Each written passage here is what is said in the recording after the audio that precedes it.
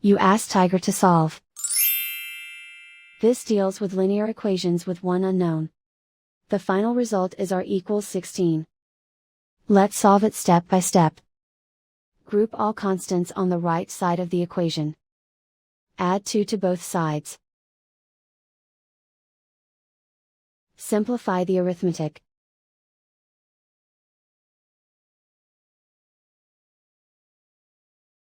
Isolate the r. Multiply both sides by 2. Group like terms. Multiply the coefficients. Simplify the fraction. Simplify the arithmetic. And so the final result is r equals 16.